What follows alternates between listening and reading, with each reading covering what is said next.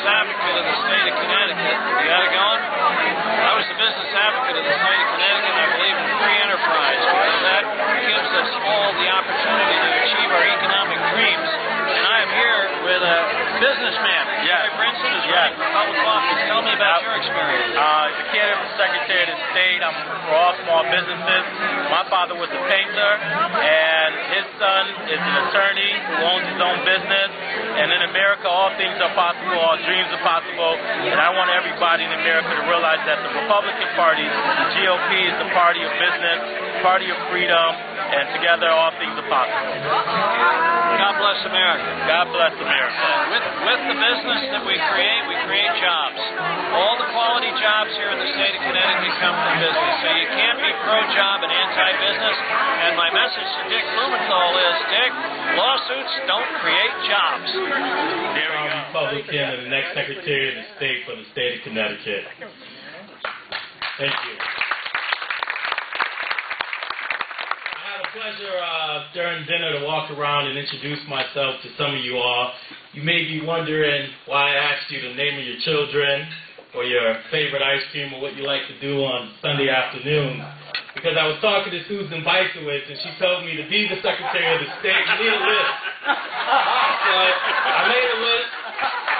I'm going to bring it with me to the Secretary of the State's office in order to carry out my official duties. So thank you all tonight for that.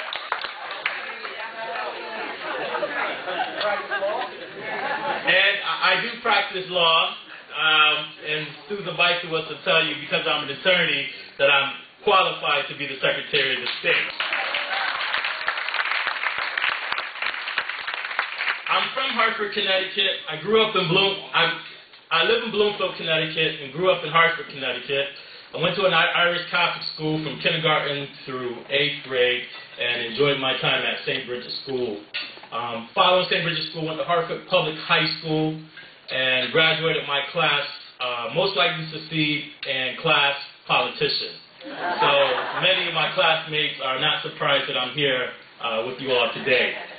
Following that time, I went off to University of Maryland College Park and ran out of money, like some college students do. And I decided to kill two birds with one stone, and I joined the Connecticut Air National Guard. And it was one of the proudest moments of my life to wear the uniform of the Air Force. And I served at Prince Sultan Air Force Base on Saudi Arabia on 9/11. I came back to Connecticut.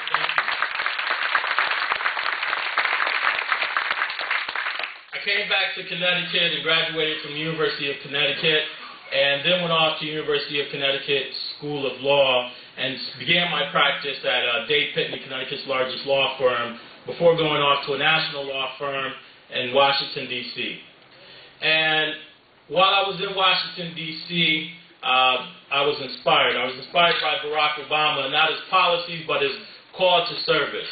I was earning a good living, but I was unfulfilled. And I was unfulfilled because I wasn't doing what I was supposed to be doing.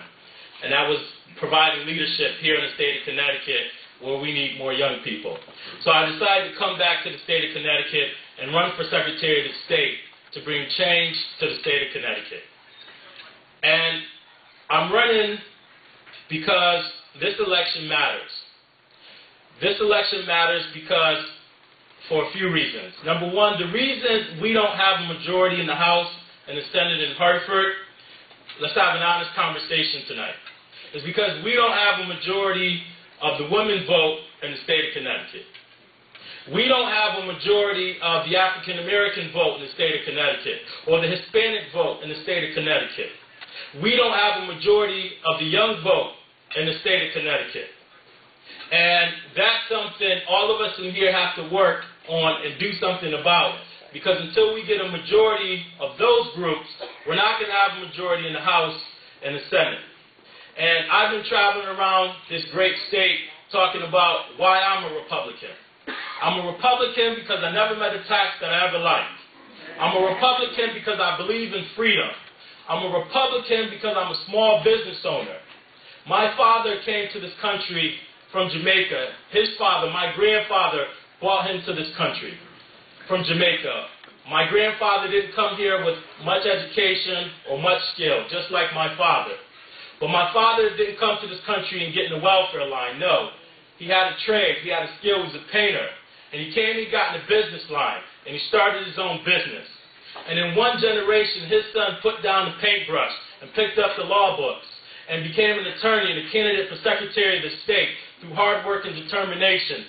That's why I'm proud to be American. That's why I'm proud to be a Republican. And that's why I'm a Republican. And I send that message all across the state as I travel around this great state.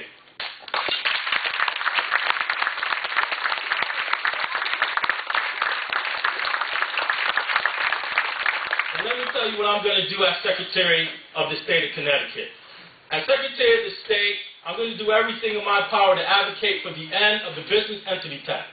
For those of you who don't know, the business entity tax is this great idea to have a $250 tax on the existence of a business. It's not a tax on your profit, it's a tax on your existence. And those of you who own a small business know you just got your tax bill in the mail and you hate to pay it. And the reason why you hate to pay it, because it's the equivalent if you paid a $20 application fee to apply for a job, not knowing whether you're going to be successful or not. It's wrong, it's un-American, and as Secretary of the State, I'm going to advocate for the end of the business entity tax once and for all. This is the third oldest population in the state, only after Florida and New Mexico. Retirement state. Then it's us. And why should you all care? I'm 30 years old. I care. I care because we need more talent who's going to be our future leadership for the state of Connecticut. Who are you guys going to sell your houses to when you get ready to sell your house? To the bank. Right. We need to have more young people here in our state. We have a commission for the elderly. We have one for children. We've got one for African Americans and Latinos, but we don't have one for young professionals. I vow as Secretary of the State to lead a statewide Young Professionals Commission so we can stop the brain drain here in the state of Connecticut, because I think it's important. I agree with that. And last but